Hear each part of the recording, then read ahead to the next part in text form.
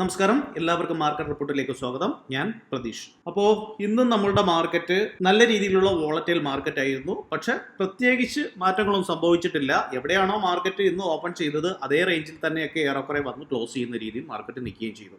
അപ്പോൾ ഒരു കൺസോൾട്ടേഷൻ എന്ന അവസ്ഥയിലേക്ക് കുറച്ച് ദിവസമായിട്ട് മാർക്കറ്റ് ഇങ്ങനെ പോകുന്നതായിട്ട് കാണുവാൻ സാധിക്കുന്നുണ്ട് അല്ലേ.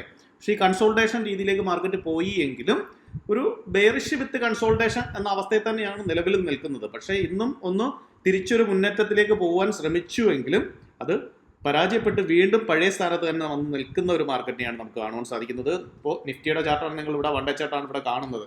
നമ്മൾ നേരെ ബാങ്ക് നിഫ്റ്റിയുടെ ചാർട്ടിലേക്ക് വന്നു കഴിഞ്ഞാലും നിഫ്റ്റിയേക്കാൾ അല്പം ബെയറിഷ് രീതിയിലേക്ക് ബാങ്ക് നിഫ്റ്റി നിൽക്കുന്നതും കാണുവാൻ സാധിക്കുന്നുണ്ട്. അതായത് 50 മൂവിങ് ആവറേജിന് താഴെയായിരുന്നു തൊട്ട് മുന്നത്തെ ദിവസം ക്ലോസ് ചെയ്തെങ്കിൽ ഇന്നും അതേ റേഞ്ചിൽ തന്നെ തൊട്ട് താഴെ തന്നെ വന്ന് ക്ലോസ് ചെയ്തിരിക്കുന്നതായിട്ട് നമുക്ക് കാണുവാൻ സാധിക്കുന്നു. ശരിക്കും ഇന്ന് ബാങ്ക് നിഫ്റ്റിയെ സംബന്ധിച്ച് SBIയുമായിട്ട് ബന്ധപ്പെട്ട ചില ഇഷ്യൂസ് ഉണ്ട്. അത് നേരത്തെ നമ്മുടെ പ്രീമിയം ഗ്രൂപ്പിൽ നമ്മൾ പറഞ്ഞിട്ടുള്ളതാണ്. അതായത് തെരഞ്ഞെടുപ്പ് ബോണ്ടാണ് വിഷയം. എല്ലാ വിവരങ്ങളും വെബ്സൈറ്റിൽ പരസ്യപ്പെടുത്തണമെന്ന് SBIയോട് സുപ്രീം കോടതി ആവശ്യപ്പെട്ടിട്ടുണ്ടായിരുന്നു. അപ്പം ഇത് കാരണം SBI ഒക്കെ നല്ല രീതിയിൽ ഇടിഞ്ഞു. ഇതൊക്കെ ബാങ്കിങ് മേഖലയെ മൊത്തത്തിൽ ബാധിച്ച ഒരു രീതിയായിരുന്നു. കാരണം HDFC ബാങ്ക് ഒക്കെ ശക്തമായ ഒരു മൂവ്മെന്റ് മുകളിലേക്ക് നടത്തി കഴിഞ്ഞാൽ തീർച്ചയായിട്ടും നിഫ്റ്റിയും ബാങ്ക് നിഫ്റ്റിയൊക്കെ മുകളിലോട്ട് പോകാനുള്ള സാധ്യതയുണ്ട്. പക്ഷേ HDFC ബാങ്കും ആ ഒരു സ്ട്രെങ്ത് നഷ്ടപ്പെട്ട് നിൽക്കുന്ന രീതിയിലാണ് ടോട്ടൽ കാണുവാൻ സാധിക്കുന്നത്.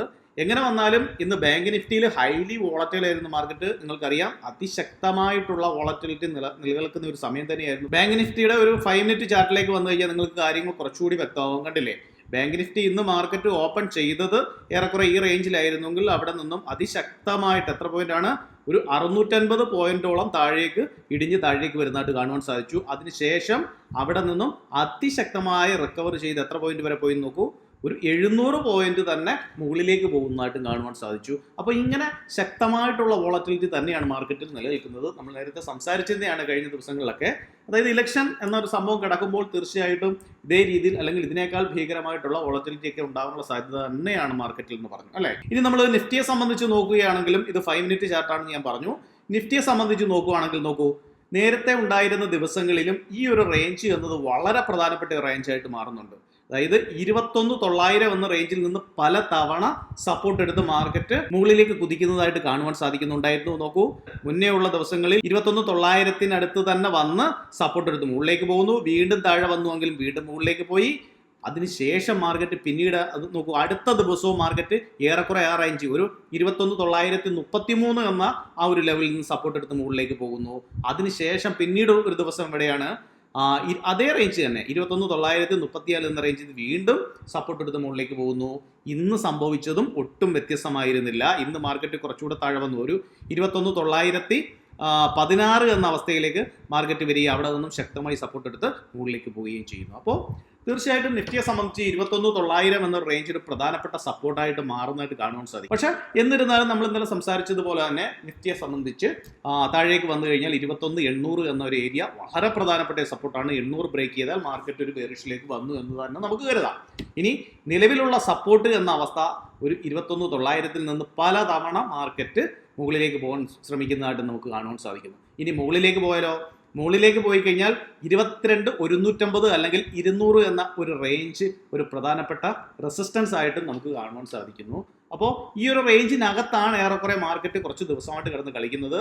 നമുക്കറിയാം 22,200 താഴേക്ക് വന്നു കഴിഞ്ഞാൽ 21,900 എന്ന റേഞ്ചിനകത്ത് മാർക്കറ്റ് ഇങ്ങനെ കൺസോൾഡേറ്റ് ചെയ്ത് നിൽക്കുന്നതാണ് കാണുവാൻ സാധിക്കുന്നത്. അപ്പോൾ ഏത് ഭാഗത്തേക്കാണ് മാർക്കറ്റ് ശക്തമായിട്ട് ബ്രേക്ക് ഔട്ട് ചെയ്യുന്നത് അല്ലെങ്കിൽ ബ്രേക്ക് ഡൗൺ ചെയ്യുന്നത് എന്നത് വളരെ ഇമ്പോർട്ടൻ്റ് ആയിട്ടുള്ള ഒരു കാര്യം തന്നെയാണ്. ആ സൈഡിലേക്ക് മാർക്കറ്റ് ശക്തമായി മൂവ് ചെയ്യുവാനും സാധ്യത കൂടുതലാണ്. പക്ഷേ നിലവിൽ നമ്മൾ ഡാറ്റ നോക്കുമ്പോൾ ഒരു ബെയറിഷ് രീതിയിൽ പിടിച്ചു നിൽക്കുന്ന മാർക്കറ്റ് അല്ലെങ്കിൽ ബെയറിഷ് വിത്ത് കൺസോൾട്ടേഷൻ എന്ന രീതിയിൽ നിൽക്കുന്ന മാർക്കറ്റ് തന്നെയാണ്. ശരിയാണ്, ശക്തമായിട്ട് മാർക്കറ്റ് മുകളിലോട്ടൊക്കെ നീങ്ങുന്നുണ്ട്. ഞാൻ പറഞ്ഞു, ഹൈലി വോളറ്റൈൽ മാർക്കറ്റാണ് നമ്മളുടെ മാർക്കറ്റ്. എങ്കിലും ഒരു ചെറിയ ബെയറിഷ്നെസ് ഉണ്ട് എന്ന് നമുക്ക് കാണുവാൻ സാധിക്കും. ഞാനിപ്പോൾ നിഫ്റ്റിയുടെ 1 ഡേ ചാർട്ടിലേക്കാണ് വന്നിരിക്കുന്നത്. വരുമ്പോൾ നിങ്ങൾക്കറിയാം, ഇന്നലെ നമ്മൾ എന്താണോ സംസാരിച്ച് അതേ കാര്യങ്ങളൊക്കെ തന്നെയാണ് ഇവിടെ നിലനിൽക്കുന്നത്. പ്രത്യേകിച്ച് മാറ്റങ്ങളൊന്നും സംഭവിച്ചിട്ടില്ല. മാർക്കറ്റ് അതിശക്തമായിട്ട് താഴേക്ക് വരാൻ നോക്കൂ, താഴേക്ക് വന്ന സമയത്ത് നമ്മൾ നേരത്തെ പറഞ്ഞ 21,900 എന്ന ആ ഒരു റേഞ്ചിനടുത്ത് സപ്പോർട്ട് എടുത്ത് വീണ്ടും മാർക്കറ്റിനെ എങ്ങോട്ട് കൊണ്ടുപോയി, മുകളിലേക്ക് കൊണ്ടുപോയി. അത് മുകളിലേക്ക് പോയി എങ്കിലും മാർക്കറ്റ് നോക്കൂ, 22,100 സംതിങ് എന്നൊരു അവസ്ഥയിൽ നിന്നും വീണ്ടും അവിടെ സെല്ലിംഗ് പ്രഷർ വരികയാണ്. എന്നിട്ട് താഴെ എവിടെ എവിടെയാണോ മാർക്കറ്റ് ഓപ്പൺ ചെയ്ത് അതേ ഏരിയയിൽ തന്നെ മാർക്കറ്റിനെ കൊണ്ട് നിർത്തുന്ന ഒരു രീതിയിലാണ് നിഫ്റ്റിയുടെ ക്യാൻഡിൽ കാണുവാൻ സാധിക്കുന്നത്. പ്രധാനപ്പെട്ട നമ്മളുടെ ഈ ചാനലൊക്കെ ബ്രേക്ക് ചെയ്ത് നിൽക്കുകയാണ്. അതിനുശേഷം അവിടെ ഒരു കൺസോൾട്ടേഷൻ എന്ന അവസ്ഥയിലേക്ക് മാർക്കറ്റ് പോകുന്നു. ശരിക്കും ഒരു കൺസോൾട്ടേഷൻ ആണ് എങ്കിലും ഒരു ഇൻഡിസിഷൻ എന്ന അവസ്ഥയിലാണ് മാർക്കറ്റ് പോകുന്നത്. എങ്ങോട്ട് പോകണം എന്നറിയാത്ത ഒരു അവസ്ഥ ഇങ്ങനെ നിൽക്കുകയാണ്. അപ്പോൾ ഞാൻ പറഞ്ഞു, ബുധനാഴ്ച രാത്രിയിൽ അല്ലെങ്കിൽ വൈകിട്ട് വരാനിരിക്കുന്ന അമേരിക്കയുടെ ഇൻഫ്ലേഷൻ റിപ്പോർട്ട് എന്നത് വളരെ പ്രധാനപ്പെട്ട ഒന്നാണ്.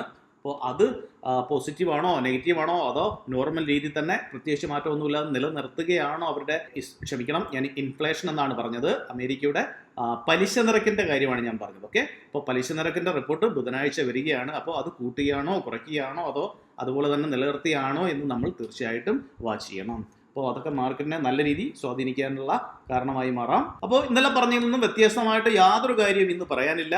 ഇതേ റേഞ്ചിൽ തന്നെ മാർക്കറ്റ് കൺസോൾട്ടേറ്റ് ചെയ്ത് നിൽക്കുന്നു എന്നത് തന്നെയാണ്. അപ്പോൾ ഓപ്ഷൻ സെല്ലേഴ്സിനെ സംബന്ധിച്ചൊക്കെ അത് സന്തോഷമുള്ള കാര്യമാണ് അല്ലേ. മാർക്കറ്റിൽ വലിയ മൂവ് ഇല്ലാതെ കൺസോൾട്ടേറ്റ് ചെയ്യുമ്പോൾ ടൈം ഡേക്ക് ഒക്കെ അവർക്ക് ഒരുപാട് ഹെൽപ്പ് ചെയ്യും എന്ന് നമുക്കറിയാം. ഇനി നമ്മൾ ബാങ്ക് നിഫ്റ്റിയുടെ കാര്യത്തിലേക്ക് വന്നു കഴിഞ്ഞാൽ നോക്കൂ, ബാങ്ക് നിഫ്റ്റിയുടെ കേസിൽ ഞാനിവിടെ ചാനലും കാര്യങ്ങളൊക്കെ വരച്ചിട്ടുണ്ടായിരുന്നു. താഴേക്ക് വന്ന് നമ്മുടെ ഈ ഒരു ചാനലിന്റെ ഏരിയയിൽ സപ്പോർട്ട് എടുക്കുമെന്നാണ് പറഞ്ഞതെങ്കിലും നോക്കൂ, മാർക്കറ്റ് ഏറെക്കുറെ ആ ഒരു റേഞ്ചിൽ തന്നെ നിന്ന് സപ്പോർട്ട് എടുത്ത് കയറിയെങ്കിലും ഒരു ബെയറിഷ് രീതി തന്നെ കാഴ്ചവെച്ച് നിൽക്കുകയാണ് നിലവിൽ എന്ന് നമുക്ക് കാണുവാൻ സാധിക്കുന്നു. പക്ഷേ ഒരു ഷോർട്ട് ടൈം പീരീഡ് എടുത്തു കഴിഞ്ഞാൽ നോക്കൂ, നിങ്ങൾക്ക് ഈ ഒരു റേഞ്ചിൽ ഞാനിവിടെ ഒരു ലൈൻ വരച്ചിട്ടുണ്ട്, ട്രെൻഡ് ലൈൻ പോലെ ഞാനിവിടെ വരച്ചിട്ടുണ്ട്, കാണാൻ സാധിക്കുന്നു എന്ന് കരുതുന്നു. ആ ഒരു റേഞ്ചിൽ തന്നെ ഇങ്ങനെ പിടിച്ചു നിൽക്കുകയാണ്. ശരിക്കും പറഞ്ഞു കഴിഞ്ഞാൽ ഒരു ബെയറിഷ് തന്നെയാണ് ബാങ്ക് നിഫ്റ്റിയിൽ കാണാൻ സാധിക്കുന്നത്. അപ്പോൾ HDFC ബാങ്ക് എന്ന ആ ഒരു ഭീമൻ എങ്ങനെയാണ് ബിഹേവ് ചെയ്യുന്നത് എന്നതുപോലെ ഇരിക്കും ഇനി ബാങ്ക് നിഫ്റ്റിയുടെ ഭാവി. തീർച്ചയായിട്ടും HDFC ബാങ്കൊക്കെ നല്ല രീതിയിൽ മുന്നോട്ട് കുതിച്ചു കഴിഞ്ഞാൽ വളരെ ഈസി ആയിട്ട് ബാങ്ക് നിഫ്റ്റി മുന്നോട്ട് കുതിക്കും. അതോടൊപ്പം തന്നെ നമ്മുടെ നിഫ്റ്റിയും മുന്നോട്ട് കുതിക്കുമെന്ന് ഓർക്കുക. പക്ഷേ നിലവിൽ ആ സാഹചര്യങ്ങളൊന്നും ടെക്നിക്കലി ഇവിടെ കാണുവാനും സാധിക്കുന്നില്ല. നമ്മൾ നേരെ ഗ്ലോബൽ മാർക്കറ്റിലേക്ക് വന്നു കഴിഞ്ഞാൽ ഞാനിത് റെക്കോർഡ് ചെയ്യുന്നത് ഇപ്പോൾ ഒരു 9:15 ആ ഒരു സമയത്തോടെയാണ് റെക്കോർഡ് ചെയ്യുന്നത് നൈറ്റ്. അപ്പോൾ കറക്റ്റ് ആയിട്ടുള്ള ഡീറ്റെയിൽ നമുക്ക് ഗ്ലോബൽ മാർക്കറ്റിനെ കുറിച്ച് കിട്ടില്ല. കാരണം അമേരിക്കൻ മാർക്കറ്റൊക്കെ ഇപ്പോൾ ഓപ്പൺ ആയതേ ഉള്ളൂ. ഓപ്പൺ ആയ ശേഷം ഇനി രാവിലെ വരെ നമ്മളുടെ മാർക്കറ്റ് ഉണ്ട്, അല്ലെങ്കിൽ അമേരിക്കൻ മാർക്കറ്റ് ഉണ്ട് അല്ലേ. അപ്പോൾ ഇന്ന് രാവിലെ മാത്രമേ അമേരിക്കൻ മാർക്കറ്റ് ക്ലോസ് ചെയ്യൂ, അതിനുശേഷം നമുക്ക് വ്യക്തമായ ഒരു ധാരണ കിട്ടും. പക്ഷേ നിലവിൽ നോക്കുമ്പോൾ എന്താ അവിടെ കാണുവാൻ സാധിക്കുന്നത്? നല്ല പോസിറ്റീവിൽ തന്നെ അമേരിക്കൻ മാർക്കറ്റ് നീങ്ങുന്നതായിട്ട് കാണുവാൻ സാധിക്കുന്നു. എന്നാൽ യൂറോപ്യൻ മാർക്കറ്റോ, ഇവിടെ യൂറോപ്യൻ മാർക്കറ്റ് നെഗറ്റീവിലുമാണ് പോകുന്നതെന്ന് കാണുവാൻ സാധിക്കുന്നു. നേരെ ഏഷ്യൻ മാർക്കറ്റിന്റെ കണ്ടീഷനിലേക്ക് വന്നു കഴിഞ്ഞാൽ ഒരു സമ്മിശ്ര പ്രതികരണം എല്ലായിടത്തും ഉണ്ട് എങ്കിൽ തന്നെയും നിഫ്റ്റി ഇപ്പോഴും 43 പോയിന്റിന്റെ ഡൗണിൽ തന്നെയാണ് ട്രേഡ് ചെയ്യുന്നതെന്ന് നമുക്ക് കാണാൻ സാധിക്കും. അതുകൊണ്ട് തന്നെയാണ് ഞാൻ പറഞ്ഞത്, ഒരു ചെറിയ ബെയറിഷ് രീതിയിലാണ്, അല്ലെങ്കിൽ ബെയറിഷ് വിത്ത് കൺസോൾട്ടേഷൻ എന്ന അവസ്ഥയിലാണ് നമ്മുടെ മാർക്കറ്റ് നീങ്ങുന്നതെന്ന് നമുക്ക് കാണുവാൻ സാധിക്കുന്നു. ഞാനിപ്പോൾ വന്നിരിക്കുന്നത് FISന്റെ ഡീറ്റെയിലേക്കാണ്. FISന്റെ ഡീറ്റെയിൽ എടുത്തു കഴിഞ്ഞാൽ നമുക്കിവിടെ കാണുവാൻ സാധിക്കും FIS അധികമായിട്ടുള്ള ഒരു ഇൻവോൾവ് നടത്തിയിട്ടില്ല എന്ന് നമുക്കിവിടെ കാണുവാൻ സാധിക്കുന്നുണ്ട്. നോക്കൂ, കോൾ അവർ ബൈ ചെയ്തേക്കുന്ന വെറും 27,000 മാത്രമാണ്. അതുപോലെ തന്നെ പുട്ട് അവർ ബൈ ചെയ്തേക്കുന്ന 53,000 സംതിങ്ങിന് മാത്രമാണ്. പക്ഷേ ഓവറോൾ നോക്കുമ്പോൾ ഒരു ചെറിയ ബെയറിഷ് തന്നെയാണ് അവിടെ നിൽക്കുന്നതെങ്കിലും അത് നമുക്ക് നോക്കണ്ട. വളരെ ചെറിയൊരു പാർട്ടിസിപ്പേഷൻ മാത്രമാണ് അവരുടെ ഭാഗത്തു നിന്ന് ഉണ്ടായിട്ടുള്ളത്. അതുകൊണ്ട് തൽക്കാലം നമുക്ക് FISനെ അവിടെ വിടാം. ഇനി പ്രോസിന്റെ അവസ്ഥയിലേക്ക് വന്നാലോ, പ്രോസും നമുക്കിവിടെ കാള് അവർ സെല്ല് ചെയ്തേക്കുന്ന, എന്നാൽ ബെയറിഷ് ആണ് അല്ലേ.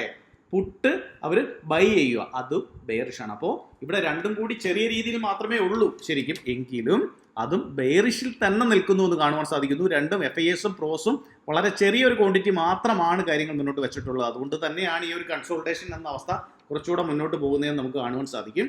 എങ്കിലും ബെയറിഷ് വിത്ത് കൺസോൾട്ടേഷൻ ആണെന്ന് നമുക്കിവിടെ കാണുവാൻ സാധിക്കും. ക്ലയൻസിന്റെ കേസ് നമ്മൾ പ്രത്യേകം എടുത്തു പറയുന്നില്ല, കാരണം ക്ലയൻസ് ഇവിടെ പോസിറ്റീവ് രീതിയിൽ തന്നെയാണ് നിലനിൽക്കുന്നത്, അവർ ബുള്ളിഷ് ആണ്. അപ്പോൾ FISഉം പ്രോസും മാർക്കറ്റ് താഴേക്ക് വരുമെന്നും ക്ലയൻസ് മാർക്കറ്റ് മുകളിലോട്ട് പോകും എന്നുമാണ് ഇവിടെ പറയുന്നത്. അപ്പോൾ മാർക്കറ്റ് വീണ്ടും നിലവിലുള്ള അവസ്ഥ തന്നെ തുടർന്നുകൊണ്ട് പോകുന്നു എന്ന് നമുക്കിവിടെ കാണുവാൻ സാധിക്കും. നമുക്ക് ലേറ്റസ്റ്റ് ആയിട്ടുള്ള OI ബിൽഡപ്പ് ഒന്ന് നോക്കാം. OI ബിൽഡപ്പ് നോക്കുമ്പോൾ കാണുവാൻ സാധിക്കുന്നത് തീർച്ചയായിട്ടും ഇവിടെ ഒരു സെല്ലിംഗ് പ്രഷർ ഉള്ള മാർക്കറ്റായിട്ട് തന്നെയാണ് നമുക്കിവിടെ കാണുവാൻ സാധിക്കുന്നത്. പക്ഷേ നമുക്ക് അവസാന 5 മിനിറ്റിൽ എന്താണ് സംഭവിച്ചിരിക്കുന്നത് നമുക്കൊന്ന് പോയി നോക്കാം.